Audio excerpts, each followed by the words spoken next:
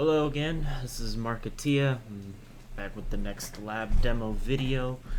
This one was I2C with the Raspberry Pi Pico. Let me close my OBS here. So yeah, we did it in the simulator this time. This is the MPU6050, the accelerometer and gyroscope. I actually bought the sensor and tried to do it on the hardware. You see I have the whole hardware set up here. It just kind of wouldn't work. So what was happening was I'd run the code, this exact code, and I'd get print statements and I'd get values printed in a loop and everything, just like I'm getting in this output here. But what was happening was, as I would try to rotate it, because it's an accelerometer or a gyroscope, like if I would move it around, the values were supposed to change and they weren't changing, so it seemed that it was just locked up values because the issue must have been something between this connection, between the sensor itself and the Pico, because when I would run like I2C detect, I don't think it was not popping up on the right address, and I was checking bus 0, which I essentially have this exact configuration that you see on Walkwe plugged in here. So nonetheless, to troubleshoot, I came to Walkwe and ran the exact same code, and it worked on here. So this is what we have. At least I know it wasn't a software issue. So yeah, let's get into it a little bit.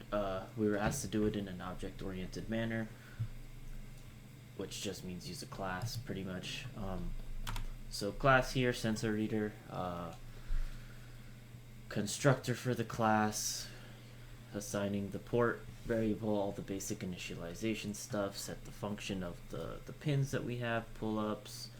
I found out we had to use a wake-up command, that the sensor needs a wake-up command to initialize. So that's what we did here in kind of initialization of the public class part.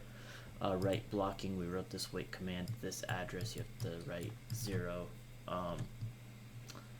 And then yeah, into it, in the main is in it all, you make an instance of the object, you basically call the read sensor values function and pass it those parameters, and have this is the infinite loop statement essentially that will make it so that it's a constant read. So what we did here to read the actual values was buffer. We created a buffer in memory so that we can store values that we were reading. This is the starting register of the data. So first we had to write to see where we had to write the address to see what register we were going to be reading from, which is basically this, the starting register. We had to write that so we knew where we were going to read from, and then we're going to start reading data and basically putting it into the buffer so that we can have the data. Then here we go, when we parse the data, so each variable here that you see for accelerometer or gyroscope XYZ, they're all 16-bit values, but we're working in bytes here, so basically what we're doing is we're combining the bytes and putting it to these different indices of accelerometer or gyroscope. So that's kind of the essence of the code.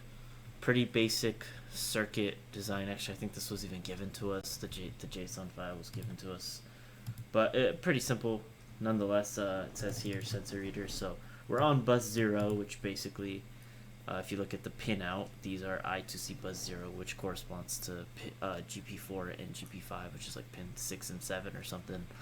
And then it's just power and ground. That's pretty much it.